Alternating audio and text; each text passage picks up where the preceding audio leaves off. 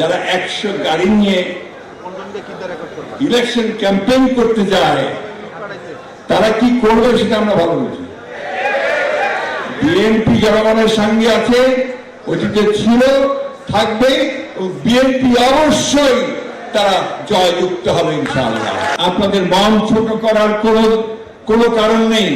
সবসময় বুক উঁচু করে দাঁড়াবেন যে এই বিপ্লব, এই পরিবর্তনের আপনারাই হচ্ছেন হোতা। আজকে হঠাৎ করে একটা বিপ্লব ঘটেনি, বিপ্লবের ভিত্তি তৈরি করা হয়েছে বন্ধুগণ।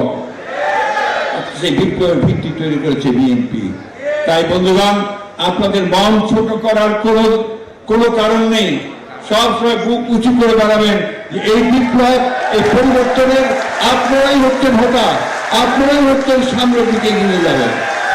আরেকটা কথা অত্যন্ত অত্যন্ত মনোযোগ দিয়ে শুনবেন এবং অত্যন্ত ভালোভাবে শুনবেন। এমন কথা যেন আমাদেরকে না শুনতে হয় যে বিএনপি খারাপ কাজ করছে, তাহলে যে সম্ভাবনা সৃষ্টি হয়েছে সেই সম্ভাবনা কিন্তু নষ্ট হয়ে যাবে।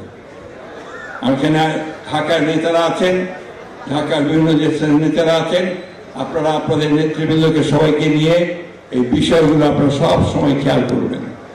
আর মনে রাখবেন, আপনাদের উপর নির্ভর করছে ভবিষ্যৎ বাংলাদেশ, আপনাদের উপর নির্ভর করছে ভবিষ্যৎ গণতান্ত্রিক বাংলাদেশ, আপনাদের উপর নির্ভর করছে ভবিষ্যতের বৈষম্য বিরোধী বাংলাদেশ। যারা 100 গাড়ি নিয়ে ইলেকশন ক্যাম্পেইন করতে যায় তারা কি করবে সেটা আমরা ভালো বুঝি। বিএনপি জনগণের সঙ্গে আছে, অতীতে ছিল, থাকবে। বিএনপি অবশ্যই তারা জয়যুক্ত হবে ইনশাআল্লাহ। তারেক রহমান বারবার করে নির্দেশ দিয়েছেন যে আপনারা সঠিকভাবে, সুন্দরভাবে, জনগণ যেন ভালোবাসে আপনাদেরকে, সেই কাজগুলো করতে থাকুন।